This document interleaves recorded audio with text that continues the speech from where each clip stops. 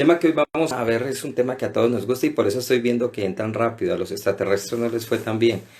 Eh, y veo que esto es bueno porque el tema que vamos a tratar hoy pues definitivamente nos atrae a todos, pero también nos debe interesar porque es no solo profundo, sino que además es bastante intrigante, pero sobre todo que tiene palabras más raras de lo que realmente involucradas allí, más de lo que nos gustaría. Sobre todo porque vamos a trabajarlo no solamente desde el aspecto que nos gusta, que es el que más comúnmente conocemos, sino de aspectos muchísimo más profundos, como tiene que ser la química, por supuesto, y los componentes biológicos hasta llegar a los culturales, que son los que nos corresponden a nosotros de manera directa. Pero bueno, démosle la espera a unos cuantos más. Espero que vengan con muchas preguntas, con cosas que les interesen a todos y a todas para que estén atentos y que nos sirva y contribuya muchísimo a que estos jueves temáticos pues sean del agrado de todos y también tengan la participación de cada uno con sus intereses. Así como tenía la oportunidad cuando daba clases de alimentarme de las preguntas, yo creo que en esta ocasión también las preguntas van a ser algo muy relevante para poder eso. Sobre todo porque vamos a hablar del tema del amor. Durante mucho tiempo, en la universidad, cuando daba clases, siempre les solía decir a mis estudiantes que las preguntas más importantes que uno podía hacer en realidad eran las más elementales y que precisamente eran las que menos se consideraban, o que las universidades solían dejar a manos de otros para no resolverlas en sí mismas.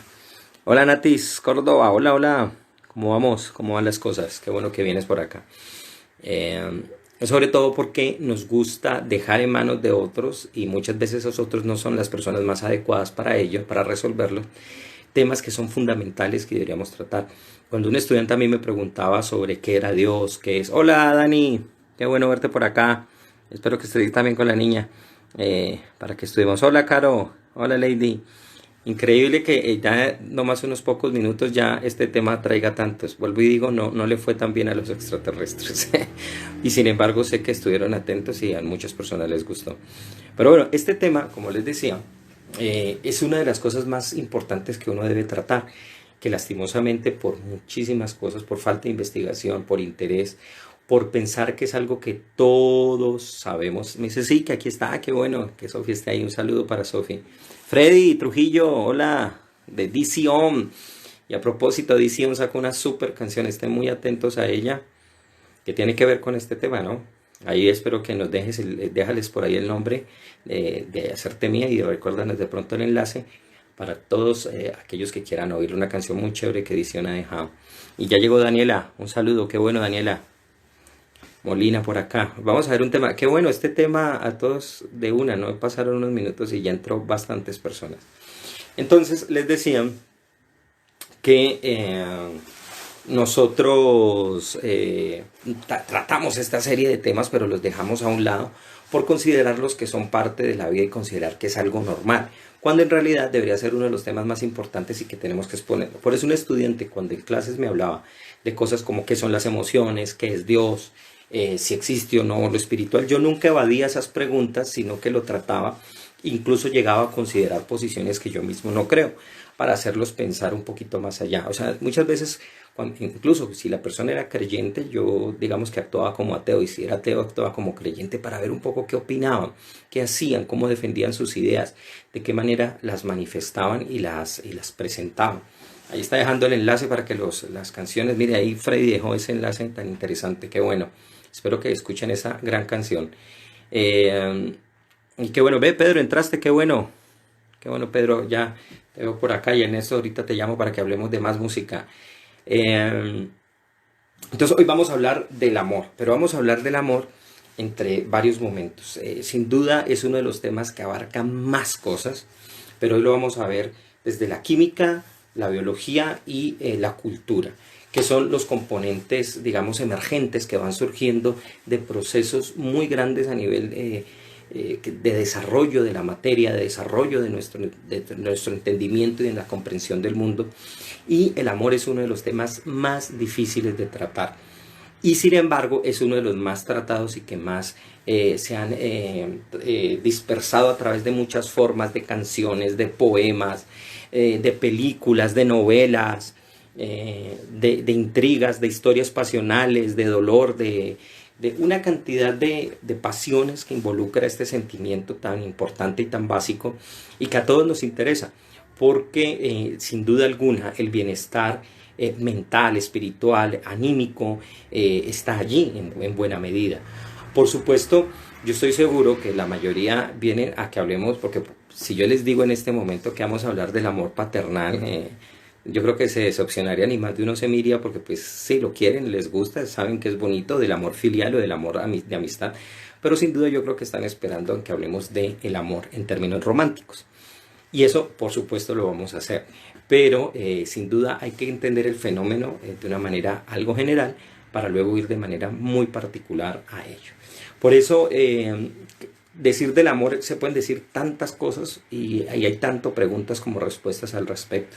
Porque podemos entenderlo como un torrente de sentimientos, como una alucinación colectiva que la gente llega a tener simplemente por cuestión de adquirir afecto. Podemos verlo como un fenómeno universal, pero aún así es algo muy particular o de ciertas particularidades. O también podemos verlo como una actividad apoyada por la sociedad y que se reviste de muchísimas formas para llegarnos a nosotros, ¿no? Y que evidentemente involucra sentimientos o condiciones muy paradójicas en nosotros, ¿no? Podemos sentirnos en un éxtasis profundo cuando amamos a alguien, pero también sentimos un tormento terrible cuando esa persona nos deja y nos abandona y sentimos la peor de todas las situaciones. Nos sentimos en un estado de libertad absoluta, en un estado en el que podemos explorar, o también nos sentimos, por supuesto, en una esclavitud al pensar que nos estamos rindiendo, al pensar que nos estamos sometiendo a alguien más simplemente por permanecer con esa persona. Entonces el amor es algo interesante porque nos trae contrariedades. No en vano, en muchas doctrinas y religiones, en el mundo griego, entre nosotros en el mundo hebreo, también se ha visto como la forma y la fórmula de unión de las cosas, ¿ya? Y por eso muchas de las palabras en varios de los idiomas del mundo nos hablan del amor como esa capacidad de unificación, como esa capacidad en la que nosotros entregamos. De hecho, en hebreo mismo, por ejemplo, la palabra para amor, que es ahavá, se utiliza, viene en su raíz de hab, que significa dar, entregar, porque efectivamente quien ama se entrega, ya quien ama se rinde de algún modo, quien ama está dispuesto a ofrecerse al otro sin esperar nada a cambio, ¿ya? Y por eso vamos a encontrar pues una gran cantidad de cosas, pero vamos a ir puliendo mucho esta idea porque nosotros hemos, a nivel de la cultura, hemos dispersado muchísimo el tema del amor y cada quien lo ve a su manera como de la forma más especial. Todos y cada uno de nosotros pensamos que nuestro amor o nuestras historias de amor son las más especiales y las más particulares, pero es por el hecho de que somos nosotros precisamente que las vivimos y a partir de un fenómeno muy normal en la psicología conductual y comprensiva, pues cognoscitiva, nosotros pensamos a partir del sesgo egocéntrico que algo que nos pasa, una experiencia que nos está sucediendo a nosotros es más especial que cualquier otra. Esto es algo normal, esto es algo lógico que nos sucede, pero por supuesto tiene que ser evaluado y tiene que ser equilibrado con otra serie de experiencias que otras personas manifiestan. Hay personas que les va muy bien el amor, hay personas que les va mal, hay personas que sufren, hay personas que han amado a una sola persona en la vida, hay personas que han amado miles. Todas tienen diferentes experiencias al respecto. Sin embargo, todos estamos de acuerdo que en últimas hay un mismo sentimiento que podemos explorar allí. Entonces, lo interesante con este tema es que nosotros de hecho, buena parte de las experiencias humanas y de los estudios humanos ha sido así, no solo en el caso del amor, pero especialmente en el del amor que vamos a hablar. Nosotros hemos tratado todo desde la superficie del fenómeno y hemos comenzado con los años a ahondar en ellos hasta llegar incluso a sus bases, no solamente biológicas, sino químicas del fenómeno. Entonces, si la cultura nos da y la religión nos da el amor a Dios, el amor cortés, el amor libre, el amor líquido, el amor platónico que aparece en la filosofía o el amor romántico, que es el que a la mayoría de las personas les interesa cuando se habla del amor. Eso es, digamos que, la forma superficial que en términos colectivos y culturales los seres humanos hemos logrado. Pero de fondo hay cosas muchísimo más llamativas y que son en común y que son la raíz de mucho de esto. Entonces, por supuesto, yo creo que el interés es a trabajar todo lo que tiene que ver al respecto del amor romántico. Sin embargo, como les digo, es muy importante tener una idea muy global para poder acercarnos de una forma muy adecuada. Yo, sin embargo, quiero comenzar, o continuar más bien, ya que hemos iniciado, con la lectura de un poema que durante muchos años para mí fue muy importante a la hora de tratar este tema del amor. Sobre todo porque en la época en que yo sobre todo lo leí, hace eso ya casi unos 15 o más años, unos 20 años, es un poema que a mí particularmente me gusta mucho, de un autor muy conocido, pero que además lo interesante es que había escrito muchos poemas, muy poquitos poemas de amor, contrario a la gran cantidad de poetas que tienden a ser románticos. Pero me parece que en este poema Jorge Luis Borges deja muy bien presentado la idea y la fuerza de lo que el amor en realidad representa. Sobre todo porque la capacidad de atraparnos y de dejarnos en un laberinto de formas y de ideas que en últimas se componen solamente de esa persona o ese objeto que amamos.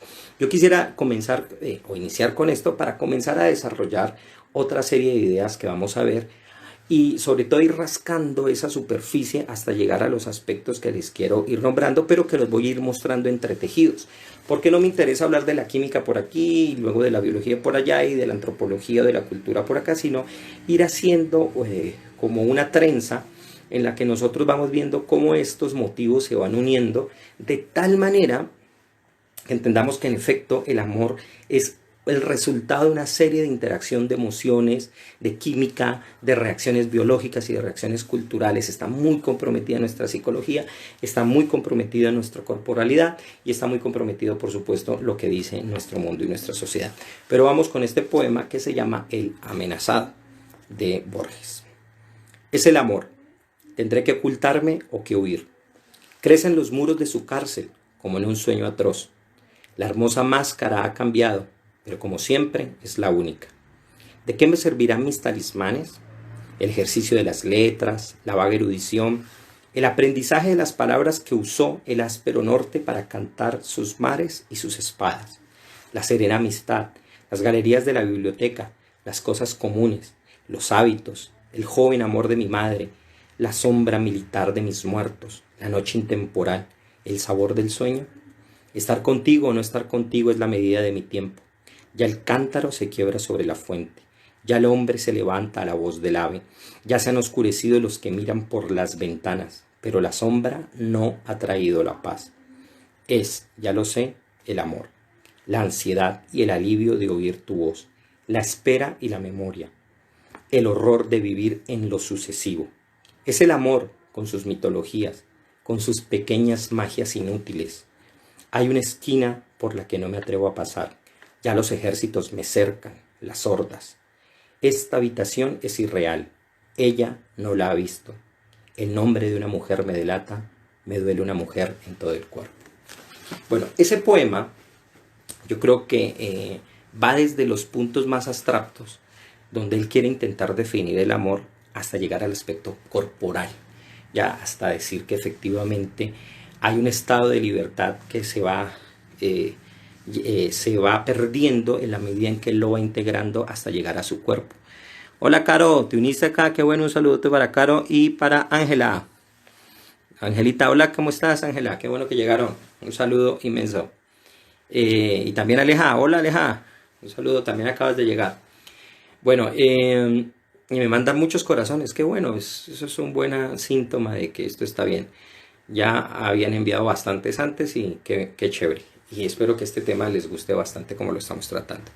Bueno, les decía entonces que en el poema Borges lo que nos... Y hay un punto interesante. Borges para esa época ya está ciego y por eso el sentido del amor es muy interesante en él porque tiene que ver mucho más con la presencia que con la visión de la persona.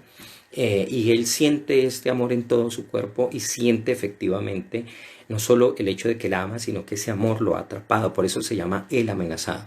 Y eso es un poco lo que intentamos ver aquí. Vamos a ir a la superficie que tiene que ver con elementos de la cultura, pero vamos a ir rodeando todo eso hasta llegar y encontrar los elementos que nos mueven y nos motivan a hacer esto.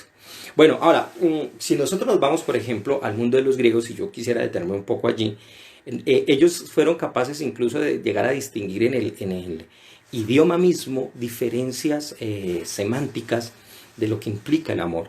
Para nosotros, en el español, por ejemplo, cuando hablamos del amor, podemos hablar del amor familiar, el amor filial, el amor entre amigos, el amor romántico, y siempre utilizamos la misma palabra. Los griegos fueron muy específicos y tenían sus propios términos para ellos. Entonces, por ejemplo, ellos llegaron a distinguir 5 tipos de amor. El primero de ellos, el más general, es el llamado amor ágape, que era el amor que se daba en general, era un amor espiritual, era un amor para aquellos que sabían comprender el mundo humano y amaban a la humanidad en sí misma. Y por lo tanto ese era un amor muy universal, muy pensado en el campo general del mundo, de las experiencias totales de los seres humanos. Pero yo creo que si me dedicara a hablar de ese amor, yo creo que más de uno apagaría en este momento y se iría a hacer otra cosa más interesante, porque yo creo que quieren ir hacia el último de los amores que vamos a hablar. Pero los griegos seguían hablando de otros tipos de amor. Antes de llegar ahí, el siguiente tipo de amor era el filia. Y el filia era el amor familiar y el amor que se le daba a los amigos muy cercanos. Era un amor que permitía el vínculo social y que se arraigaba en el cariño y en la forma en que nosotros tratamos a los demás, pero a aquellos que son cercanos. Hola, llegó Martica. Hola, Martis, ¿cómo vamos? Eso dice que casi se lo pierde. No, pero ahí está, aquí estamos y no hemos adelantado mucho. Qué bueno que estés por acá, Marta. Qué rico. Ahora bien, el filia, veníamos hablando que el amor filial es el amor que se da entre compañeros. Este es interesante porque cuando todos estos términos y todos estos conceptos pasan al latín, es el que va a pasar como el amicus, o sea, el amigo, ¿ya? Porque el amigo, que en el mundo antiguo era el mismo amante, ¿ya? El amigo, no, la forma de amigo como nosotros la entendemos no existía como tal entre los antiguos, sino que se entendía como el amante. Por ejemplo, en hebreo, el amigo, una de las formas para hablar de amigo es el ojeb, el amante, literalmente, porque amaba a la persona no en sentido sexual necesariamente, que eso es otro tema y eso es otra cosa que vamos a hablar después. Tal vez más adelante hablaremos de la sexualidad, porque aquí vamos a hablar de ese sentimiento como tal que se puede llegar a transmitir de manera sexual o no sexual. Pero entonces el amigo consistía en aquel que amaba las condiciones del otro tal como era en las condiciones y simplemente por ese afecto se reunía con él o con esa otra persona. Esto va muy en línea del amor filial. Pero los griegos distinguieron otro tipo de amor, que era el storge, y ese es el amor que toda persona que es padre o madre siente por sus hijos, y no necesariamente en términos genéticos, sino que podían ser también en términos, por supuesto, de un hijo adoptivo o de una persona a la que uno anexaba a su familia y la agregaba para ser parte de su vida. Entonces ese era el amor de tipo storge. Había otro amor que era el amor xenia, y era el amor por aquello que es extraño y raro y que nosotros teníamos, que nosotros podríamos decir que es más bien la compasión. Ya, pero los griegos lo distinguían como una forma del amor en que el amor operaba y ayudaba a aquellos que eran extraños, y nosotros generábamos compasión por los otros. Yo creo que en buena medida, gran parte del amor que las personas sienten por sus mascotas se iría, por ejemplo, en este aspecto, en el xenia, aquello que es distinto a mí en términos morfológicos, yo lo cuido y lo protejo y le doy esa manera de cuidado y de protección. Y por último, y yo creo que es el que más les interesa a todas y a todos, es el amor eros, que por supuesto es donde viene la palabra erotomía o erótico, para hablar de aquel amor que es erótico, apasionado, y que en algún momento puede llamarse también amor romántico, aunque este término de romance pues se debe más bien a una época que nos ayudó a pensar de cierta manera un poco distorsionadas las relaciones amorosas o sexuales. Ahora bien, esto es lo que nos plantea la cultura, esto es lo que nos plantean los idiomas, esto es lo que nos plantea el mundo que nosotros conocemos y podemos experimentar. Pero a lo largo del tiempo, los seres humanos, a través de la ciencia, hemos querido ahondar en este tipo de cosas. Por un tiempo se consideró que la ciencia no podría llegar a estudiarlo porque se consideraba que cosas como el amor o los sentimientos eran algo tan abstracto que no valía la pena tratarlos así, sino que había una suerte de sublimación sobre ese tema y sería casi que irrespetuoso tratarlo. Pero la ciencia en algún momento dijo, no, se puede tratar científicamente, y hoy vamos a nombrar algunas de esas personas que lo han hecho y han intentado indagar, profundizar, pero sobre todo poder comprender cuál es el origen de ese tipo de cosas. ¿Ya? Dice Aleja, profe, genial que esté manejando temas de interés en redes. Sí, pues sé que es uno de los temas que más se tratan y que en efecto a todos nos interesa. Cuando uno ve en internet la cantidad de información que hay al respecto, mucha de esa por supuesto tiene que ver con el amor, no solo con el sexo, a través de buena o mala información, sino que todo lo que tiene que ver con relaciones, ¿no? Como cómo nos relacionamos con los demás en términos sentimentales. Bueno, y espero que esto también este jueves temático que estamos viendo hoy también aporte algo al respecto. Ahora bien, en términos químicos, o más bien, para decirlo de una manera mucho más directa, el amor en su base en realidad es netamente químico. Es decir, hay una cantidad de sustancias, de neurotransmisores, de hormonas que interactúan y permiten que se desarrolle eso que llamamos amor. Entonces, todo eso que es un torrente de sentimientos, esa alucinación colectiva, ese fenómeno universal, esa actitud cultural, todo eso que yo nombré, se desarrolla en un ambiente netamente químico. ¿Ya? Y eso es lo interesante, porque nosotros no nos percatamos de eso directamente. Sin embargo, estamos siendo afectados por ello de tal manera que solo hasta que fue estudiado vimos cómo afecta la química del cerebro. Entonces, la biología, y es decir, cómo nuestro comportamiento corporal o sistémico de nuestro cuerpo se va desarrollando, es gracias a unos estados químicos, que por supuesto tuvieron una incidencia a lo largo de muchísimos años, incluso podríamos irnos en términos evolutivos, a cómo las especies mismas, y muy especialmente los mamíferos, desarrollaron su propia, o se permitieron su propia evolución y desarrollo y sobrevivencia, especialmente la sobrevivencia. Cuando uno ve, por ejemplo, ciertas especies animales, por ejemplo las serpientes, nosotros no podemos ver en ellas algo que nosotros llamaríamos amor. Simplemente las serpientes en algún momento, eso de acuerdo a la especie, pero copulan en unas ciertas condiciones muy especial, que son básicamente orgiásticas, son como una orgía de muchas serpientes, y simplemente expelen sus equivalentes a nuestro esperma y a los óvulos, y se fecundan, y cada una sale por su lado. Allí no hay parejas, allí no existe nada. Ya en otros grados de evolución y de desarrollo se van presentando el emparejamiento de muchas maneras, ¿no? Hay especies donde se presenta la monogamia, hay otras donde no, se acompañan parejas durante toda la vida. En otros momentos se pierden esas parejas y van a buscar otras, pero en los mamíferos, en especial entre nosotros, eso se fue desarrollando porque tenía que ver, el amor en gran medida tiene que ver mucho con la capacidad, no exclusivamente, atención, pero en buena medida su desarrollo se tuvo que dar por la oportunidad que los seres humanos tenían que dar a las crías para poder protegerlas y cuidarlas. Entonces está muy relacionado sin duda con el amor maternal y paternal, y en efecto, como se ha descubierto, y lo vamos a ver un poco más adelante, ahorita que les nombre algunos de las investigaciones, tiene que ver muchísimo con las figuras que nosotros vemos en la niñez, ¿ya? Y eso va a configurar mucho las ideas o los ideales del amor que nosotros tenemos aún de grandes, ¿ya? Va entrando Isabel. Hola Isabel, que vas entrando, un saludo.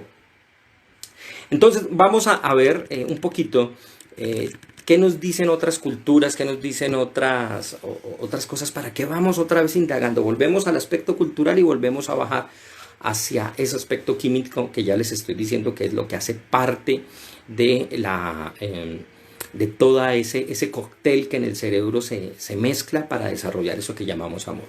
Bueno, entonces, desde la antropología, por ejemplo, William Jokavian de la Universidad de Nevada y Edward Fisher de la Universidad de Tulane en New Orleans demostraron, miren este dato tan interesante, que de 147 de las 166 culturas que ellos llegaron a estudiar en todo el mundo, en todas, de las 166, 147 se presentaron relaciones amorosas del mismo tipo de las que nosotros podemos encontrar en nuestra sociedad, entre comillas, occidental. Es decir, eso es bien interesante porque durante mucho tiempo, sobre todo cuando algunos estudios marxistas llegaron a tomar esto, se consideró que el amor romántico era una casi que una imposición del aburguesamiento de las sociedades, y que a partir de ella se habían obligado por una transformación y una forma de construcción social,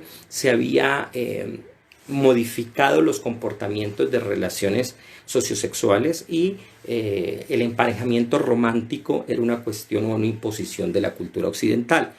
Cuando estos antropólogos revisan dentro de estas 147 culturas, se dan cuenta de que hay este tipo de relaciones de una manera muy similar. Ahora, lo interesante es que las otras que faltan, los resultados negativos que no dieron, eso es porque hay poca información al respecto y no pueden ellos indagar de una manera propia en ellas para poder decir algo determinante. Esto lleva a algo muy interesante, y es lo siguiente, y es entender que en efecto el amor como tal, el amor romántico, el amor de pareja o el gusto que se puede dar entre dos personas o incluso más, en realidad tiene que ver con un fenómeno universal y está al margen de la educación y tiene una base biológica. Atención con eso, cuando decimos que tiene una base biológica, y yo quiero que lo entiendan bien, no quiere decir que se reduce a ella, para que aquellos que le temen a eso llamado el biologicismo o el reduccionismo piensen que es simplemente a partir de ello se explica todo el fenómeno. No, en realidad por supuesto el amor es mucho más complejo, pero no podemos olvidar que por supuesto tiene una base biológica. Al parecer, de acuerdo a estos antropólogos y otros, desde el Pleistoceno, estamos hablando ya desde cuando el ser humano aparece, se puede hablar de que el amor se ha desarrollado. Y eso nos lleva a entender que el amor es algo transcultural, ¿ya? Y más bien son expresiones sociales localizadas las que nos darían una expresión particular muy centrada en las características que la propia cultura va desarrollando. Esto implica que, por supuesto, si bien en todas las culturas existe el enamoramiento, no todas las culturas socialmente trabajan ese enamoramiento de la misma manera. Por ejemplo, dos formas contrarias. Entre el pueblo Fulbe, por ejemplo, que es del norte de Camerún, cuando una persona se enamora, se considera básicamente que ha sido embrujada. Y incluso la persona enamorada es objeto de burla por parte de los miembros de esta sociedad. De algún modo, esto también se llega a dar en ciertas etapas de la vida, en las sociedades. Nosotros lo podemos ver cuando el niño o un joven se enamora, pues los demás se burlan de él porque siente que está siendo sometido un poco a la voluntad de la otra persona, que es la causa o el objeto de su amor. Entonces, pero entre los Fulbe ya es algo cultural, es decir, parte de su sistema cultural ayuda a pensar a los demás que cuando una persona está enamorada, básicamente está embrujada, ¿ya? Y se llega a sospechar, incluso se puede llegar a investigar a la persona si ha sido embrujada.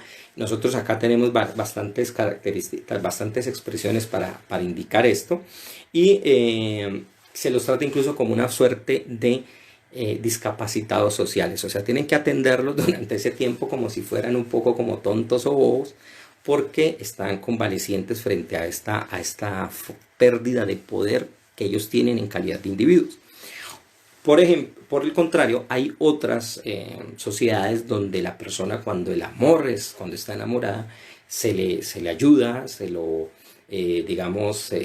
crea todo un movimiento para poder que esta persona logre o no eso. Mucho de eso lo podemos ver precisamente en eso que llamábamos el amor cortesano, que se expresa sin duda alguna en la época de William Shakespeare y que le llevó a escribir Romeo y Julieta, donde por supuesto toda una serie de cosas se daban en torno a ese amor, incluso llegaban a volverse un problema tan grande que era un problema de familias, ¿no? Y era algo muy normal en ese periodo que se llegara a dar esta serie de conflictos.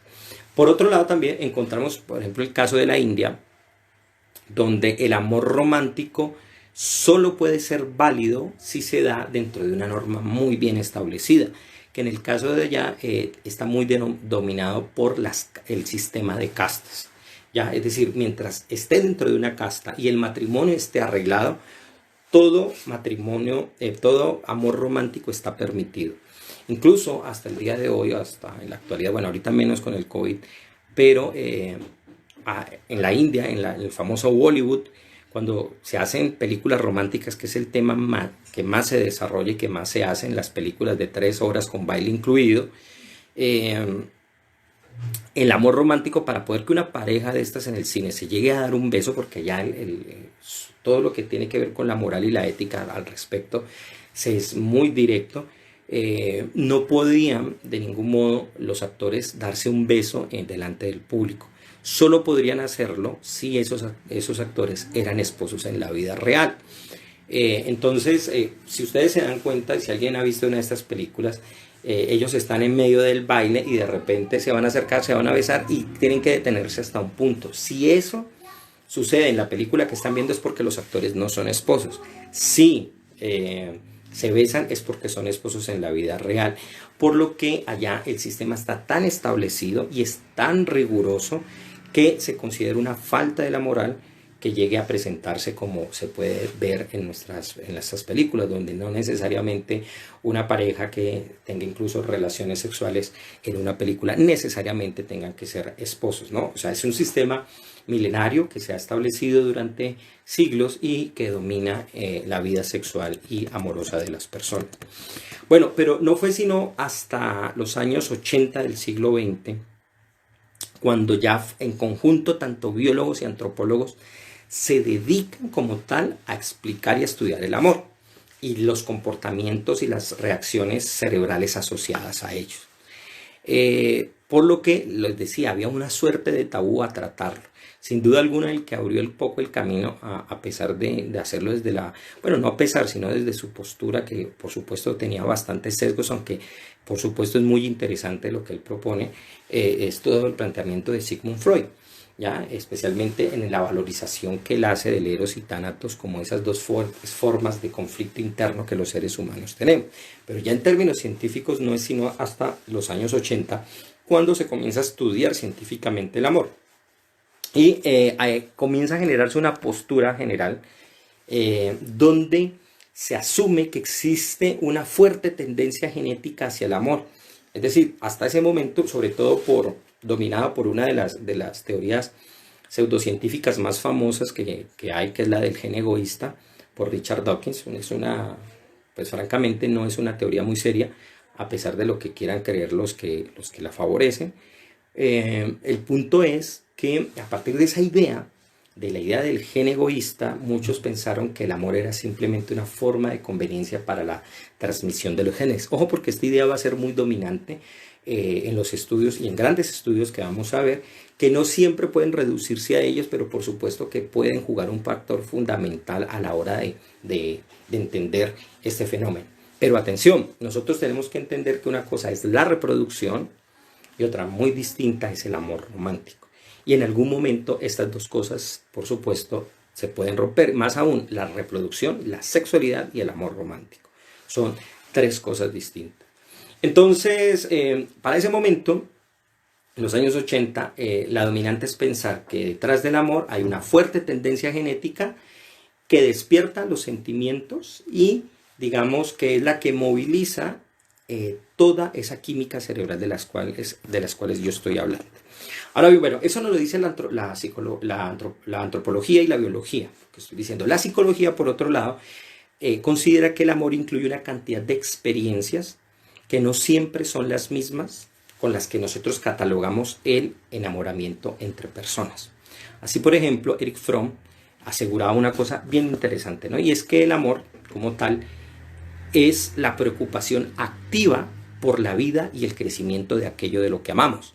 Es decir, Erich Fromm nos trae una definición muy interesante de lo que se supone o debe ser el amor, ¿no? Y es amor es la preocupación activa por la vida y el crecimiento de aquello que amamos. Y eso lo podemos ver de manera general en cualquiera de los fenómenos del amor.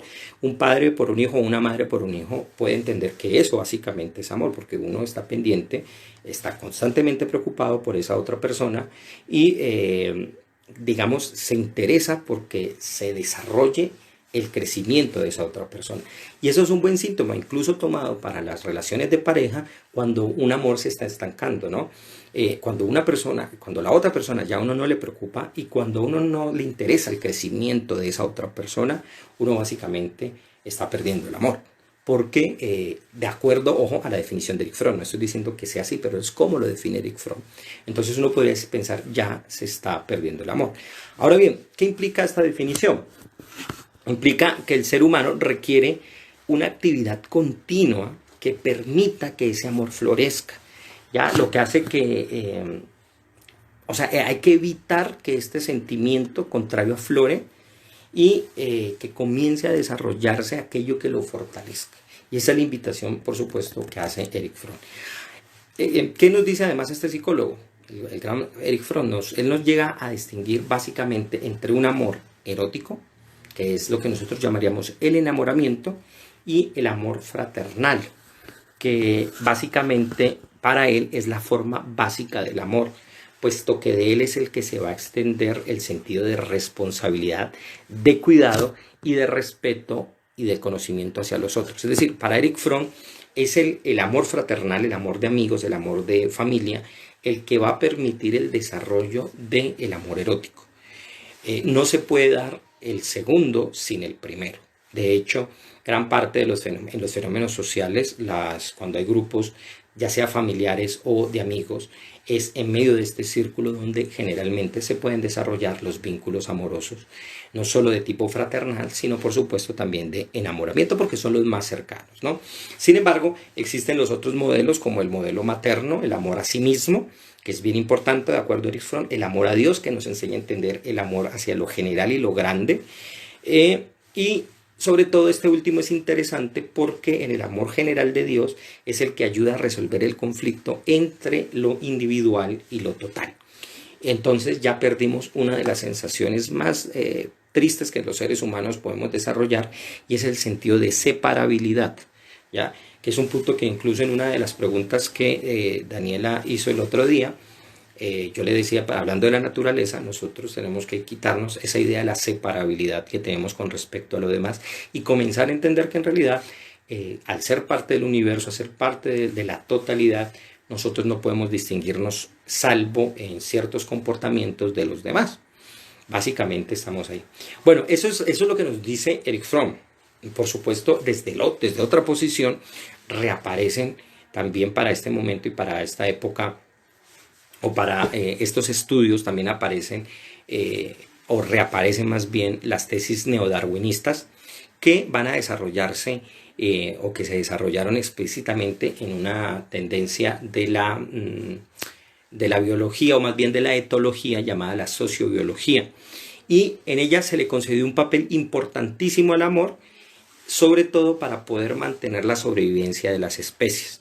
Es decir, desde la sociobiología, aquellas personas para quienes el amor ha generado,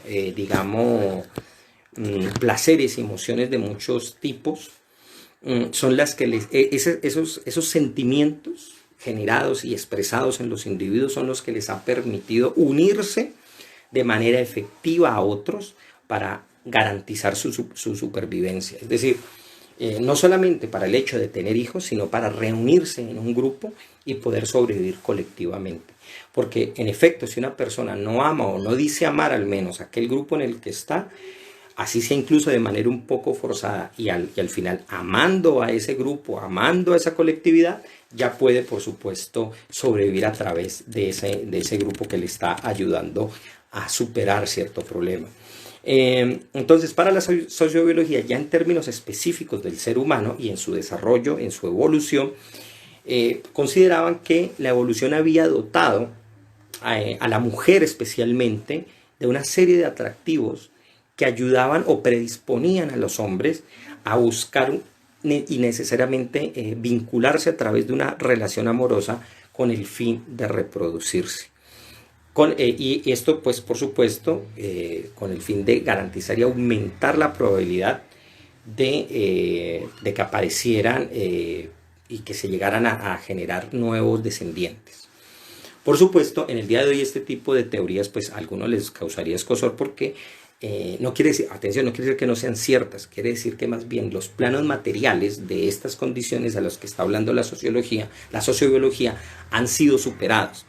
Pero en un principio, digamos, que lo que sugiere la sociobiología es que ese sentimiento que se desarrolla como amor surge en un momento de la evolución humana para garantizar la supervivencia de la especie. Y se fueron desarrollando ciertos rasgos en las mujeres para que se encontraran atractivos y los seres humanos buscáramos, o especialmente los hombres, por supuesto, buscáramos tener por cierta predisposición biológica la búsqueda de una compañera sexual para poder traer progenie al mundo. De hecho, de acuerdo a algunos antropólogos, rasgos como las caderas y los pechos ya desarrollados y mucho más grandes se van surgiendo en ciertos periodos de la evolución humana. Cuando uno ve los homínidos muy anteriores a los seres humanos, pero que también vienen de la misma, que son parte de nuestra familia homínida, las mujeres, por ejemplo, no presentaban la misma amplitud de caderas que se presentan en el Homo sapiens. Entonces, se sugiere para algunos que ese rasgo fue con ese fin. Ahora, esto no es total y no todos los arqueólogos o los paleontólogos están de acuerdo con esta interpretación. Esto es, sin embargo, lo que nos asegura la sociobiología. Ahora bien, por eso es lo que lleva, por supuesto, a que existan muchos críticos de esta tendencia, de esta explicación, porque se considera que se está identificando un sentimiento como el amor con el sexo y sobre todo con el atractivo sexual, que no es lo mismo, ¿ya? Y se olvida del aspecto trascendente que se supone debe subyacer al amor, porque ya lo vemos con un aspecto más espiritual. Pero atención, si bien esta crítica es válida, no debe olvidarse también que eso está muy relacionado con la capacidad que el ser humano, que el individuo de cada época tiene en relación con el mundo social en el que vive, con la materialidad en la que está, con los hechos y las relaciones sociales que logra establecer. Entonces, no es que el amor no haya existido en el pasado remoto de los seres humanos. Eso es muy difícil de saberlo como tal, porque los sentimientos no sobreviven en la arqueología, en los restos arqueológicos. Pero sí podemos entender, a partir de las condiciones materiales de vida que se logran rescatar, qué posibilidades podían emerger teniendo en cuenta esos elementos. Es decir, sin duda alguna, hay muchas personas que podrían dar el ejemplo de amarse o de comenzar a amar a alguien a la distancia. ¿Cuántos casos no hay en el mundo de personas que se conocen por internet y sin tener un contacto físico directo se han llegado a amar? A muchos les ha ido bien, a otros les ha ido mal, pero se ha generado amor con esas otras personas. Es decir, no se necesita el contacto directo. Por supuesto, personas del Paleolítico no tenían esa posibilidad porque no había forma de relacionarse a distancia, al menos como nosotros lo conocemos. Entonces, solo a través de la experiencia sexual directa podía darse este efecto y podía darse este conocimiento. Y eso no podía hacerse, por supuesto, porque materialmente ni tecnológicamente tienen cómo hacerlo con nosotros. Entonces nosotros desde esta época sí podemos hablar desde una experiencia más sensorial, más espiritual, entre comillas, para hablar del amor como un efecto en ese sentido. Los antiguos no, por supuesto, no podían hacerlo. Entonces eso nos lleva, por supuesto, al amor romántico. Pero el amor romántico posee unas características químicas y cerebrales tan interesantes, que, para decirlo así, y para que todos nos aterremos y a la vez nos guste esto, básicamente lo que nosotros conocemos como amor romántico es un trastorno obsesivo compulsivo, que nos desequilibra por completo y que funciona a partir de un neurotransmisor muy importante. Bueno, hay varios, pero uno de ellos es el de la serotonina, ¿no? También va a estar implicada la oxitocina, la dopamina, ya veremos cómo, pero lo importante es que digamos que el amor mismo es básicamente un estado de locura, ya es un estado donde la persona pierde por completo el sentido incluso de sí mismo y básicamente es un desequilibrio de la personalidad por desarrollar esto que los psicólogos conocen como un trastorno obsesivo compulsivo. Ya el nombre nos deja fatal, nos deja terrible porque lo está diciendo, es obsesivo compulsivo, ¿ya? O sea, hay detrás, o más bien delante de esa persona, una obsesión por la que se quiere fijar, pero lo hace de manera constante y compulsiva. Y por supuesto esto genera desequilibrios en la persona porque no logra centrar sus objetivos personales y no logra concentrarse de una manera fija en lo que tiene que hacer. Y yo creo, particularmente, esto ya lo expongo yo, que con razón el amor en la antigüedad, estamos hablando de la época, entre comillas, prehistórica, pues no podía ser muy efectivo en términos románticos, porque mientras me esté persiguiendo un tigre, yo no puedo estar preocupado por la otra persona, ¿no? O si tengo que cazar en el día a día y buscar mi alimento, no puedo tener este desarrollo así tan refinado como nosotros lo tenemos en la actualidad. Sin duda alguna, este tipo de obsesiones, este tipo de cosas solo se puede generar en lugares de ocio muy grande y en lugares donde ya se ha establecido una suerte de seguridad para poder seguir desarrollando este sentimiento de una manera muchísimo más fina. Bueno, entonces, en resumen, lo que podemos encontrar es que para la ciencia, básicamente, el amor provoca una liberación de sustancias químicas que ocasionan en la persona, cuando éstas se dan, una suerte de hiperactividad, de imprudencia y de exaltación total. Es decir, estas que vamos a ver, estas sustancias que vamos a ver ahora, al hacerlo, hacen que la persona inmediatamente transforme o más bien por esta química cerebral, se transforme todo su cerebro y pueda llegar a hacer una gran cantidad de cosas totalmente locas, incluso por ese amor, ¿no? Por eso ya personas obsesivas, locas, totalmente se pueden llegar incluso hasta matar, pueden llegar a hacer locuras totales con tal de hacer que se fijen, que ese amor se fije en esas personas y se dé cuenta que está allí, que la ama o que lo ama y que esa persona debería fijarse en él porque precisamente es un amante, ya sea declarado o escondido de la persona. Entonces, sin duda alguna, para la ciencia, el centro del amor, por supuesto, no va a ser el corazón, como nos lo dice la tradición, o como lo dice la cultura popular, sino específicamente el cerebro, sobre todo porque allí en el cerebro se va a segregar una molécula llamada, ojo con el nombre, feniletilamina. La feniletilamina, esa molécula es la que va a ser la responsable de los desvaríos amorosos. O sea, cuando usted se enamore, no se eche la culpa. Apunte ese nombre, feniletilamina, y dice, es culpa de esa molécula. No se culpe a sí mismo, ya tiene a quien culpar, es una molécula y puede identificarla claramente. Ahorita la pueden buscar, dejo después el nombre. Por ahí mandaron un corazoncito, quisiera saber porque quiere decir que ya tiene a quien culpar. Bueno, entonces el psiquiatra, por ejemplo, Michael Leibowitz, dice en un libro interesantísimo llamado La química del amor, que a propósito él fue el que más popularizó la idea de que enamorarse precisamente era un asunto hormonal. Él en ese libro asegura, o más bien también él descubrió, que el amor mismo es una emoción muy, muy, muy compleja, ¿ya? En la que intervienen muchos tipos de moléculas que son necesarias para producir los arrebatos sentimentales. Me dice que Marta me dice Isa 22O, dice fenilitelamina. Sí, está bien, sí, correcto, ahí está bien el nombre. Correcto, correcto.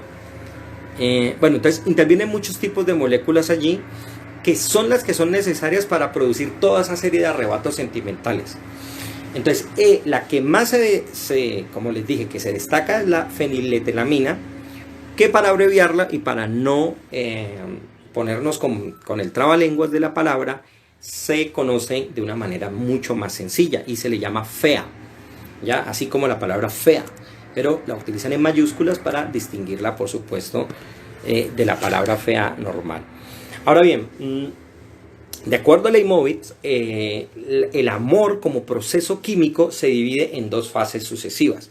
La primera es en la que fea, o sea, es no la fea, sino fea, la molécula, segrega una sustancia llamada la dopamina, ojo con ese otro nombrecito, y también la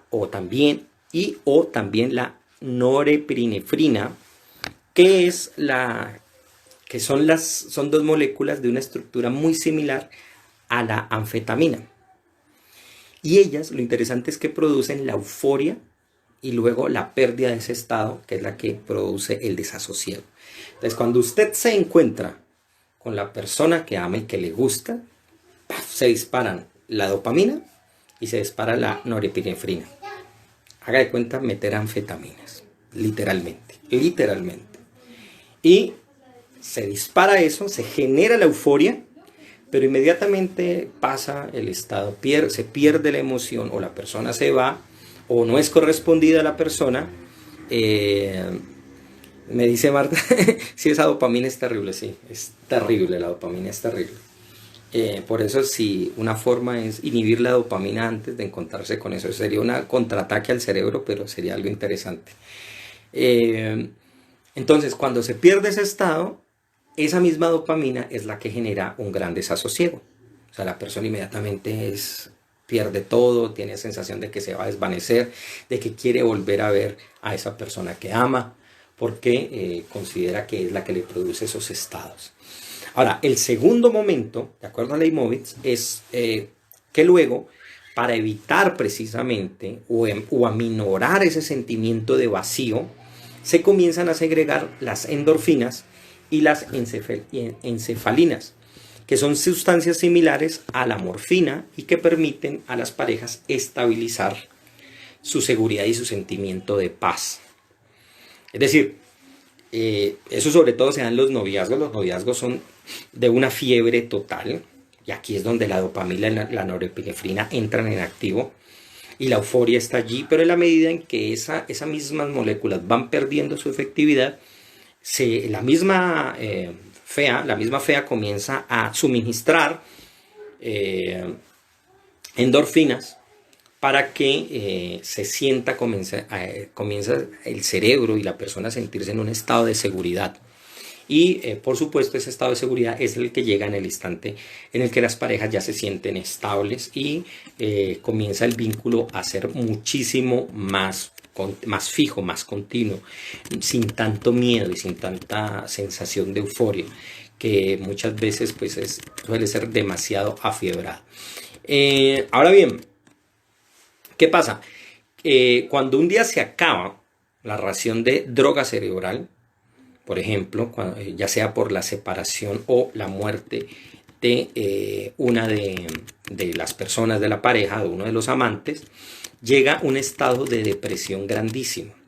Entonces pueden generarse incluso angustias o paranoia. Y los síntomas básicamente no difieren del síndrome de abstinencia que sucede en los drogadictos. Es decir, cuando un drogadicto no tiene su droga, comienza a presentar todos estos síntomas y son exactamente similares en la pérdida de un amor. De acuerdo al investigador Héctor Savelli, él fue el que descubrió la presencia de una cantidad superior de cómo la sustancia fea, la que hemos hablado, está totalmente ligada en la mayor parte de los casos al comportamiento que provoca esos estados de euforia que ya les mencioné. Él también dice en ese estudio, perdón, en estudios posteriores demuestra Sabelli que FEA no solamente está aplicada a las fases amorosas, es decir, la sustancia FEA no está aplicada solamente a las fases amorosas, sino que él se dio cuenta que está muy relacionada con los estados de intensa emoción que pueden presentarse en deportes extremos. Por ejemplo, él particularmente estudió a los paracaidistas, que les gusta saltar así grandes altitudes, por supuesto, y se dio cuenta que ellos también en algún momento cuando hacen esta serie de deportes segregan una gran cantidad de FEA. Entonces él llega a hacer algo muy interesante en este estudio en paralelo entre el amor y los deportes extremos, especialmente en el caso del paracaidismo, y es que él se da cuenta que en efecto el amor en buena medida es similar a saltar al vacío, ya por lo que uno efectivamente cuando comienza a enamorarse de la otra persona pues no sabe a lo que va, no sabe lo que se siente. Por supuesto tiene que ir con su paracaídas, pero usted no sabe si le va a funcionar. Lo mismo es en el amor, es apostarle a algo que no es siempre totalmente seguro. Sobre todo, por ejemplo, parejas que pueden estar con otras parejas muy estables y prefieren estar con otras personas, entonces se están lanzando algo que efectivamente no saben en qué condiciones va a estar eso, ¿no?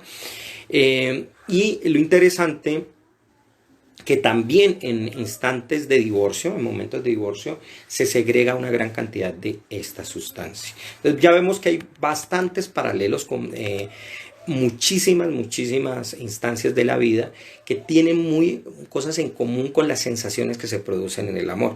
Lo interesante de los deportes extremos es que precisamente al segregar esta sustancia permiten entender esa misma sensación de lo que se siente el amor. Si alguien no ha vuelto a sentir lo que es el amor desde hace rato, vaya, tírese de un paracaídas o váyase tírese una bicicleta contra algo así, abajo una pendiente y va a sentir algo similar para que el cerebro también reaccione así.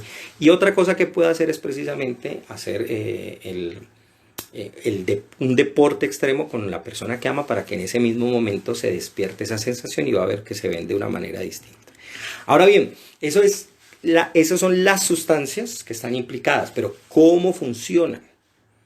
¿Cómo funciona eso? Es decir, ¿cuál es el proceso que se da en el amor? Bueno, entonces ya hemos hablado de la norepinefrina y ¿qué pasa con ella? Resulta que este neurotransmisor, lo primero que vamos a ver al respecto es que este neurotransmisor hace que las glándulas suprarrenales produzcan adrenalina. Eso es lo que hace que generen los nervios.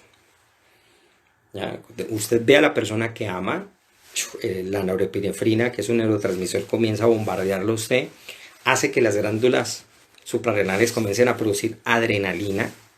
Imagínense, se comienza a producir adrenalina y eso es igualito que hacerse, o cuando un perro le aparece de un momento a otro, usted salga a correr para no dejarse morder. O sea, usted sale a correr y a cuidarse y la adrenalina de una se levanta. Esa misma emoción o ese miedo y ese sustico es el que está sintiendo en ese mismo momento. El corazón se agita y usted comienza a sentir eso que popularmente se le llama las mariposas en el corazón, porque es una sensación muy suave en el que se siente una suerte de molestias, no molestia, pero una suerte de aleteitos en el estómago, pero eso en realidad es la adrenalina que está siendo segregada. ¿Ya? Entonces ya podríamos decir lo que es adrenalina en el corazón, la que está allí para ser más directos y más claros. Bueno, el segundo momento es que el hipotálamo libera dopamina que produce esa sensación de bienestar y euforia y placer y similar al de la cocaína. Nos quedan unos cuantos.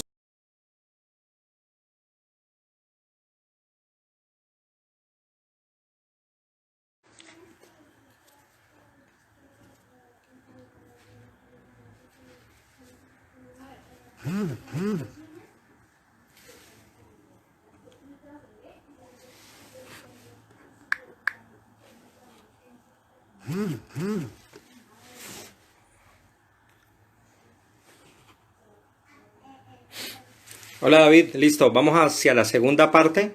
Increíble que este tema se haya pasado tan rápido. Nos queda mucho tema por tratar. Yo creo que ahí ha sido lo básico. Hola, Caro. Eh, pero bueno, ya yo creo que ahí he contado lo más importante. Hola, Martica. No se ha acabado.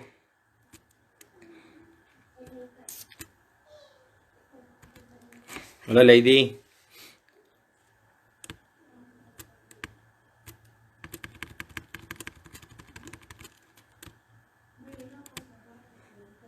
Hola, Caro. Bien. Bueno, y preguntas ahí al momento. Estoy siendo rápido porque igual hay mucha información. Eh, um,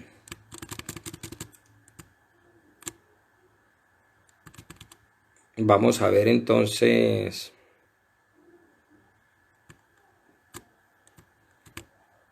algunos elementos más. Ya les recomendaré algunas cosas interesantes. Bueno, estábamos en la segunda fase de cómo se produce química y biológica, o sea, entre la química y la biología del amor. Y habíamos hablado en la primera parte de cómo la neuropinefrina genera en las glándulas suprarrenales o manda el indicativo de que las glándulas suprarrenales generen adrenalina. Hola, hermana, ¿qué hubo? ¿Cómo vamos, Chris? Cómo la adrenalina se produce y se genera en los nervios que hacen que se nos agite el corazón y resurja ese sentimiento de vibrar, de que el estómago siente cuando vemos a esa otra persona y nos da esos nervios. Eso se lo debemos a la norepinefrina, que es la culpable, maldita de esa vaina. Entonces nos hace doler muchísimo. Pero después viene el hipotálamo a liberar dopamina, que era el punto en el que íbamos a estar, y es el que nos va a producir esa sensación de bienestar y a la vez de euforia. Por eso en el amor, y sobre todo en la primera etapa del enamoramiento, se produce esa serie de sensaciones tan contrarias, ya que nosotros no sabemos distinguir y no sabemos cómo dar. Hola, Ángela, qué bueno verte por acá. Entonces, y lo interesante y es que aquellos que no les gusta, y es mejor que no les guste porque eso es un daño terrible, que no les gusta la cocaína, pero sepan que el cuerpo produce dopamina, que es básicamente la misma sensación que siente un cocainómano. Entonces, si no quiere ser cocainómano, que es lo mejor, es la mejor decisión, puede enamorarse y sentir algo muy similar. Sobre el problema de esto, tanto del enamoramiento como de la cocaína, es que afecta a el área del centro de recompensas del cerebro, provocando dos cosas. Uno, la necesidad de ver a esa otra persona, de poder tener que esperar a volver a verla, pero también puede llegar a ser afectado el centro de recompensa cuando usted ve exageradamente a esa persona, y eso es lo que pasa precisamente en los matrimonios, cuando ya se ve repetidamente a la persona, pues ya se acostumbra el centro de recompensas a que la va a ver, está ahí, está presente, entonces ya se va perdiendo muchísimas cosas. Entonces ayuda mucho la distancia en ese momento, ayuda mucho tiempo ciertas diferencias, ¿no? El trabajar bien sobre ciertas cosas para que ese proceso no falle a veces. Sobre todo porque esta parte cuando está funcionando bien, pues ayuda simplemente a la necesidad de volver a buscar a esa persona. El centro de recompensa se siente que es un área que está identificada en el cerebro y es la que nos permite a nosotros seguir buscando cosas y adelantando más. Dice Caro, ¿por qué si en el plano espiritual el amor de Dios es eterno, el amor terrenal Eros se acaba y se transforma? Hay una cosa interesante, ¿no? Y aunque aquí no me he metido directamente, pero es una pregunta muy válida e interesante. El Talmud, en el tratado de la Mishnah, que es un tratado llamado la ética de los padres, dice que cuando un amor depende de algo, es un amor que se acaba. Pero cuando un amor no depende de nada, es un amor que siempre será eterno. Y lo importante es que precisamente y lo contrario, y por eso el ejemplo del el amor total es el amor que se siente de lo divino hacia nosotros. Yo diría que no tanto de nosotros hacia lo divino, no tanto de que yo ame a Dios, sino el hecho de que Dios ama las cosas. En el sentido en el que, más allá de si la persona cree o no en Dios, lo importante es entender aquí que la totalidad de aquello que es aquello que nos produce, llámelo usted universo, llámelo usted fuerza o llámelo la nada, como quiera llamarlo, el punto es el hecho de existir mismo ya es una prueba de que hay algo interesante en la existencia, de que hay algo interesante en el hecho de existir, y eso es la unión, y esa unión es el amor precisamente. Pero en términos del amor físico es muy difícil mantener esa,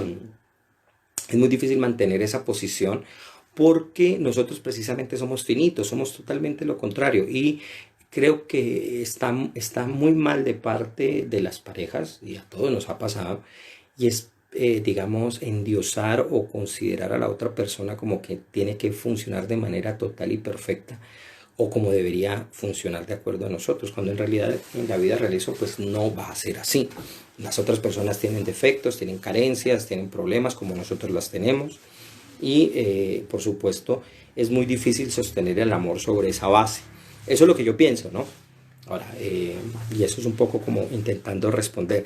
Ahora, por el contrario, nosotros no tenemos con respecto a lo divino una forma de un referente corporal directo como para decir que lo amamos así, que no es lo mismo con las personas a las cuales uno siente un grado de afecto por su propia corporalidad de acuerdo al estado de relación que nosotros tenemos. Por ejemplo, yo he considerado y he visto, por ejemplo, el caso de las personas que desarrollan mal el amor erótico, y es cuando son violentos, cuando el caso de violadores, el caso de cosas espantosas, son personas no solamente con mucha falta de amor, sino que el poco amor que tienen lo desarrollan de una manera totalmente agresiva, porque no saben cómo hacerlo y no tienen los parámetros muy bien definidos de qué es lo que se permite y qué es lo que no se permite, ¿ya? Pero bueno, sobre todo que sería interesante, no he visto estudios, yo no sé, seguramente los hay, y es ver precisamente cuáles son las áreas del cerebro que son afectadas en este tipo de personas cuando han incurrido en este tipo de delitos. Pero sería interesante verlo para ver cuál es la función del cerebro. Bueno, ya hemos visto dos, faltan dos más. Vimos cómo el neurotransmisor se produce adrenalina, cómo el hipotálamo produce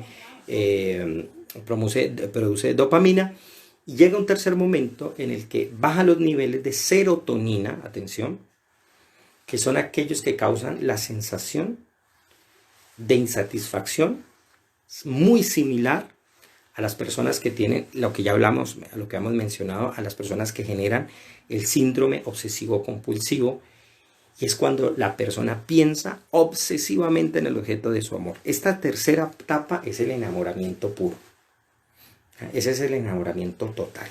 Los dos anteriores, digamos, podríamos decir que son los inicios del enamoramiento. Esos instantes en que usted descubre, carajo, me estoy enamorando, me estoy tragando a esta persona. Entonces, usted siente nervios al verla, siente eso, pero cuando ya lo descubre, cuando ya está perdido o perdida, es cuando la serotonina, y por eso les hablaba de ella, se segrega especialmente, y nosotros comenzamos a pensar de manera compulsiva en esa persona. Hola Luisa, llegaste, y Juan, hola Juan Chávez, que llegaste, qué bueno volverte a ver. Espero que este tema les guste, y si no pudieron ver la primera parte, ahí les va a quedar para que la completen. Bueno, y la cuarta etapa, y atención, porque es una etapa que solo se da de manera propia, específica, solo si se corresponde ese amor. Es decir, si ese amor es correspondido, lo que el hipotálamo va a comenzar a segregar es oxitocina, ¿ya? Y esa es la que refuerza el apego en la pareja. De caso contrario, en caso de que no sea correspondido ese amor, se queda en la etapa 3, pero usted sin la otra persona, hasta que el enamoramiento se pierda. Y en últimas, ¿qué eso implica que se pierda? Es decir, que se deje de producir serotonina. Entonces, una persona que pase por mal de amores, lo mejor es un inhibidor de serotonina, para que Sobre todo es muy importante ahí la alimentación para poder que esto no se desarrolle. Porque si no, pues continuará con ese pensamiento compulsivo por esa persona y el amor de parte de ella pues no va a ser correspondido. Si es correspondido, como lo dije, se va a liberar oxitocina y las dos personas comienzan a pegarse una a la otra. Y de algún modo el ciclo de una manera un poco más pequeña comienza a desarrollarse.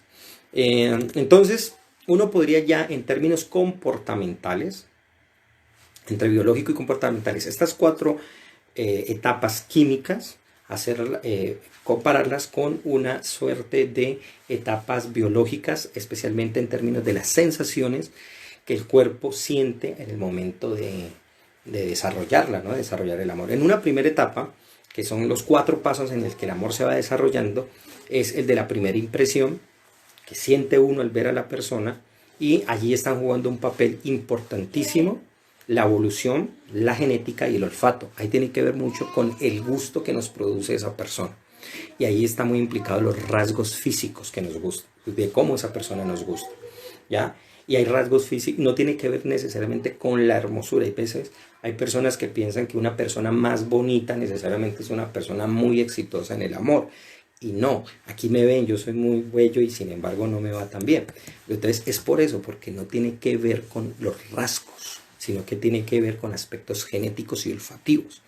Entonces, muy importante allí es ver, por ejemplo, yo recomiendo mucho a las personas que tengan muy claro los patrones de gusto. Es decir, ver qué tipo de personas les agradan más, ¿ya? Yo aquí no alcanzo a desarrollar eso, pero yo tengo casi que una suerte tengo mis 14, llegué a identificar 14 estados de gusto y amor que uno puede llegar a sentir por otras personas. Entonces, que van desde el sentimiento más básico y erotómico, es decir, el deseo sexual puro, porque la persona le atrae, hasta un estado totalmente desarrollado de un amor trascendente. Entonces la persona, yo diría que en esos 14 estados podría uno identificar básicamente en qué estado estoy con respecto a una persona. Hay personas con las cuales nos gusta intimar, pero no queremos nada serio. Hay personas con las que quisiéramos desarrollar una relación amorosa mucho más amplia. Y hay personas con las que simplemente nos gusta pasarla bien sin tener un vínculo ni siquiera sexual, sino un vínculo afectivo muy fuerte. Pero bueno, no alcanzo a exponer eso quedará para otro momento, porque el amor es tan grande, eso es un tema que no lo puedo desarrollar, por supuesto, aquí en un solo día los jueves temáticos. La segunda fase, en términos biológicos, dice que es la fase de atracción, que está dominada por la molécula que ya les mencioné anteriormente, que es la feniletelamina, o sea, la FEA. Y ahí en esa etapa se produce la paz y la tranquilidad. Y es el momento pleno del enamoramiento. Ese correspondería a la tercera etapa del desarrollo químico. Dice acá Lula, dice, ajá, que no le va bien. Sí, no me va tan bien. Yo soy muy sufrido en el amor. Después llegaría el estado de pasión, que es la euforia que nos produce el cuerpo del otro. Y por supuesto ahí se desarrolla o se va a desarrollar la actividad sexual. Y por último, por supuesto, llega toda la descarga sexual entre las personas que se desean y que por supuesto estimula y va a reproducir mucho más todas estas sensaciones. Lo interesante, y aquí quiero rescatar algo, lo que es muy importante en ese momento es el factor olfativo. ¿Ya? El olor aquí es lo más importante. En últimas, como se ha demostrado, química, cultural, biológicamente, el afrodisíaco más importante que se puede producir para generar el amor viene por el olor, ¿ya? Es decir, que hay partes de nuestro cuerpo que al ser desprendidas y que culturalmente nosotros hemos cuidado y protegido a través de 1000 cosas, son las que desarrollan eso. ¿Cuáles son esas áreas? Que son llamativas en los seres humanos, ¿no? Y son áreas donde las glándulas apocrinas producen en los seres humanos, segregan una serie de sustancias que ayudan a atraer a la otra persona. ¿Dónde están esas áreas? Unas son las axilas, otras son alrededor de los pezones, las ingles. También van a ser una área donde estas moléculas, estas glándulas van a desarrollar estas moléculas y también se va a dar, o sea, allí se va a desarrollar toda una serie de marcas odoríficas, olfativas, que van a funcionar a modo de huella, atención, casi que una huella dactilar para ser reconocido por la otra persona como causa de su amor o como alguien que ama a esa otra persona. Y todo eso, todos esos rasgos son causados por una serie de sustancias que nosotros popularmente conocemos, bueno, científicamente también, son las feromonas, que son las sustancias que transportan los olores. La antropóloga Helen Fisher, y ojo con ese nombre, Helen Fisher, búsquenla a ella, ustedes pueden encontrar un video muy importante, muy chévere en internet, está en el gran programa de Edward Punset, del gran divulgador científico, un programa que se llama Cerebro Masculino, Cerebro Femenino, viene en 2 partes, se los recomiendo mucho, ustedes van a oír allá a Helen Fisher. Ella dice y asegura lo siguiente, la cito aquí, dice, si no te gusta el olor de una persona, tiendes a rechazarla. Sin embargo, una vez que te has enamorado y acostumbrado al perfume del otro, este actúa como un afrodisíaco que permite que continúe la relación amorosa. Es un tipo de señal especial que recuerda esta relación. Por eso mi recomendación a propósito del que quiera mantener desde el punto de vista olfativo o desde el punto de nariz este asunto, es que se cuide mucho con el asunto de los perfumes. No es simplemente perfumarse, porque sí hay que saber, déjense, digamos, asesorar de alguien que sepa mucho de eso. No es un tema pequeño, porque muchas veces las personas utilizan lociones o perfumes y lo que hacen, por el contrario, es cortar con ese olor que precisamente es el que le gusta a esa otra persona.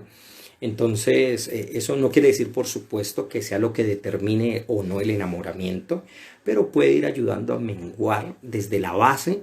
Eso es como ir quitando poco a poco ladrillos de una casa. Si usted los va quitando poco a poco, pues se le puede derrumbar. Tal vez un ladrillo que lo quite no hay problema, pero cuando ya son muchos, sí. Entonces, es muy importante que la persona entienda que su olor natural fue el que le gustó a la persona. Ahora, eso no quiere tampoco decir que uno tenga que oler feo necesariamente y lo más natural posible, porque pues la va a espantar. Simplemente saber que hay feromonas naturales en nuestro cuerpo que hace que le agrademos a los demás.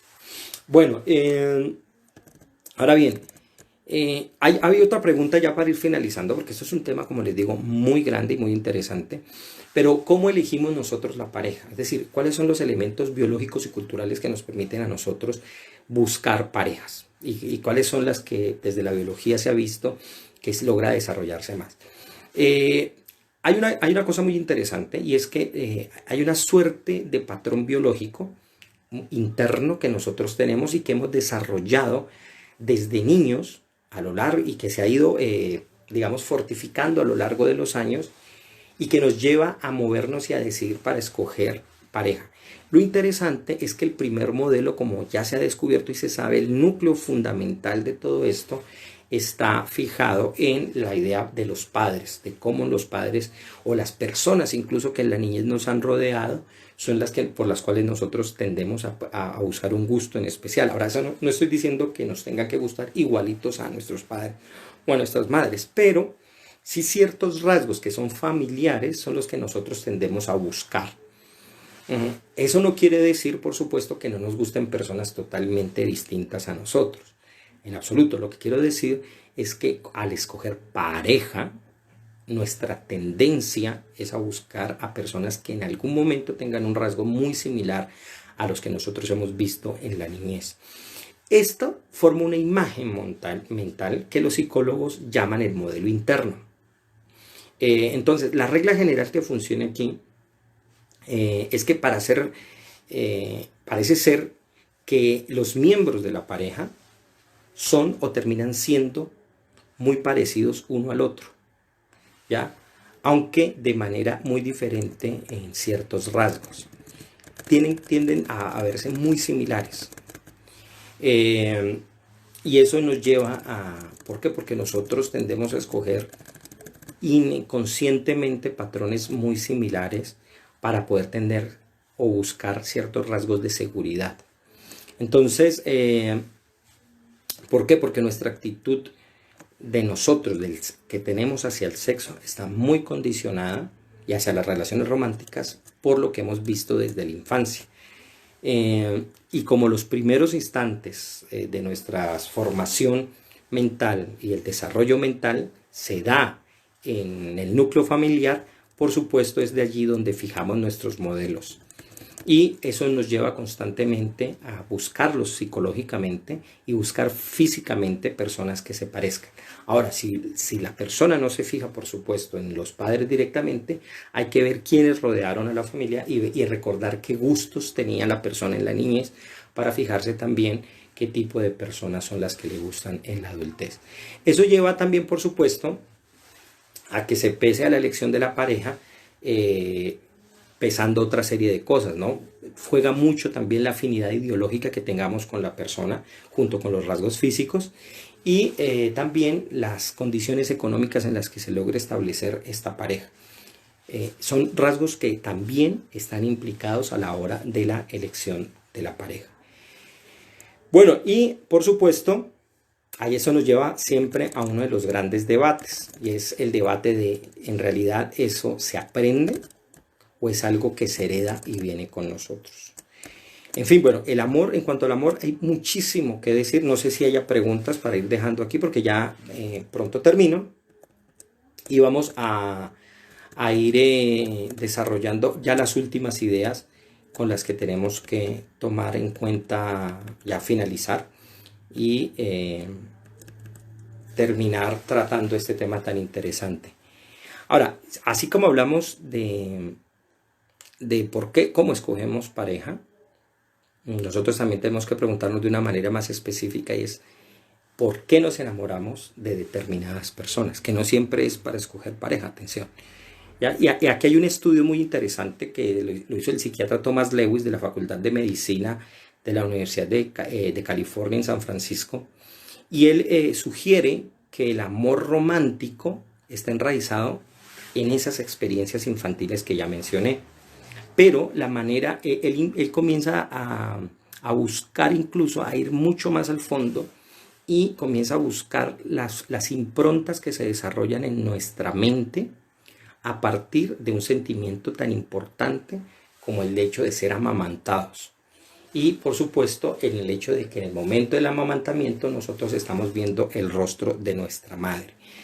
Porque ese es el rostro que nos va a ayudar a ubicar la búsqueda y la comodidad que no nos genera conflicto. Y eso queda muy grabado en el cerebro de acuerdo a Thomas Lewis, y es un estado que se quiere recuperar constantemente en la adultez. Entonces, lo que él sugiere es que cuando se escoge a alguien, no se escoge tanto por el futuro que se quiere con esa persona, sino por el pasado que quiere restablecer, por aquello que quiere recuperar. El enamoramiento, por lo tanto, para Lewis no es un asunto de proyecto, sino de rescate. El enamoramiento revive placeres sepultados en nosotros. Eso es lo que él sugiere, ¿no? De acuerdo a esos estudios, la pasión entre las personas, básicamente, o ese cóctel de química que sucede en el cerebro, tiende a durar al menos 4 años, ¿ya? La pasión básica. De ahí para allá, de acuerdo a eso, es básicamente costumbre. De acuerdo a Helen Fisher, ella sugiere que las relaciones amorosas se rompen después de estos 4 años porque es paralela al rompimiento que existía en la antigüedad con el proceso de crianza de los hijos durante la infancia. Es decir, que la pasión en un principio es de carácter práctica, porque tiende a alimentar los placeres y las relaciones sexuales entre ellos, entre la pareja, promueve el apego para generar los procesos de crianza, pero después va desapareciendo en el cerebro porque ve que ya no tiene ninguna funcionalidad, sobre todo en el caso de las parejas que tienen hijos, cuando ya los hijos ya tienen un proceso de desarrollo muchísimo más grande. Eh, entonces, atención, muchas preguntas quedarían, por supuesto. Hay cosas que yo no estoy tratando aquí, el tema es tan grande que yo no podría reducirlo a esto. Sin embargo, ya hemos podido observar que la ciencia lo que nos intenta decir con esto es que en efecto ya se han ubicado y se saben no solo las áreas del cerebro, no solo las sustancias específicas que se relacionan con el amor, sino además cómo éstas pueden, en el momento de su desarrollo, pensarse en términos culturales, y eso a través del desarrollo que se da en nuestra biología. Pensemos nosotros nada más cuántas de estas cosas que yo mencioné nos recordaron estados y pensamientos e ideas y sensaciones que tuvimos en algún momento en el enamoramiento, pero también nos puede causar un poco de terror al recordar estas cosas que yo les digo con respecto al rompimiento o con respecto a la separación. Sin duda esto es muy difícil, pero es parte del proceso del amor. Y eso no quiere decir que tengan que terminarse necesariamente las cosas, quiere decir que hay que saber renovarlas, que hay que saber trabajar y que el amor, como cualquier planta, hay que saberla mantener y cultivar para que no se muera, ¿ya? Ese sería básicamente la idea. Bueno, espero que te voy cerrando aquí. Hay tanto por hacer, yo creo que ese es un tema sobre el cual tal vez volveríamos a través de las canciones, volveríamos a través de la música, volveríamos a través de los poemas, volveríamos a través de las novelas y de muchísimas otras formas en que el amor se ha expresado.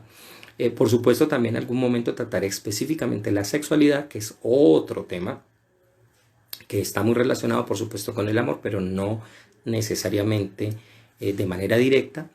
Y vamos a ver muchos temas, pues por supuesto, de interés. La próxima semana voy a trabajar aquí para todos con un tema muy interesante y espero que les guste, y es el tema de cómo piensa un tierraplanista. No vamos a ver si la Tierra es plana o no, eso está más que definido, que por supuesto no es plana. Pero lo que sí quiero trabajar es en el pensamiento lógico, de ver qué es lo que pasa en el cerebro y por qué llega a pensar un tierraplanista de ese modo. No para castigar, ni condenar, ni regañar, sino para saber por qué hay gente que piensa que la Tierra es plana y que lleva a que ese tipo de pensamientos se desarrollen. Es un tema muy interesante porque nos va a llevar por la historia, nos va a llevar por la lógica, nos va a llevar por la geografía, por supuesto, y nos hará pensar muchísimo de qué hace que vuelvan este tipo de temas a plantearse en este periodo, en esta época.